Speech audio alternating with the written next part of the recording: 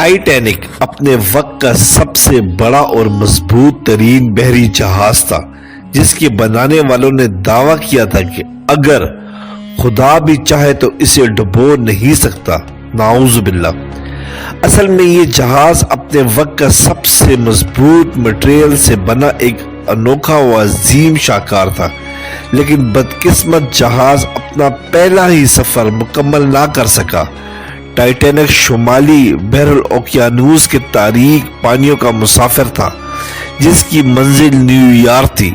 یہ جہاز آرام و آسائش کی ایک یادگار دنیا تھی، جس کو بنانے اور سجانے میں 3 سال کا عرصہ اور $75 لاکھ کی لاگت آئی۔ اس وقت کے حساب سے 882 فٹ لمبے جہاز کو دنیا کا سب سے مضبوط اور غرق ہونے سے مکمل محفوظ جہاز قرار دیا گیا تھا، لیکن 14 اپریل کو رات 11:30 بجے بے گراں سمندر کے سست پانی کی سطح پر تیرتا ایک برفانی تودا ٹائٹینک کا دشمن ثابت ہوا، جس کی ٹکر سے یخ بستہ پانی جہاز کے اندر گھس کر تباہی مچانے لگا۔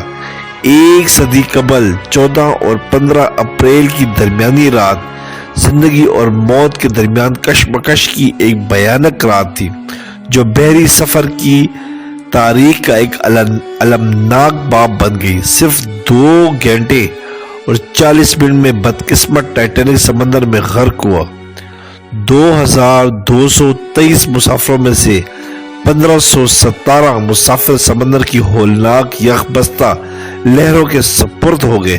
ٹائٹینک نے اپنے تخلیق کے بعد محض صرف 4 دن کا سفر ہی کیا تھا، اور قیامت تک کے لیے غرور کرنے والوں کے لیے عبرت کی نشانی بن گیا، اور اللہ نے اپنے سپر پاور ہونے کا ثبوت دیا کہ غرور کی لائق صرف اور صرف اللہ ہی کی ذات ہے۔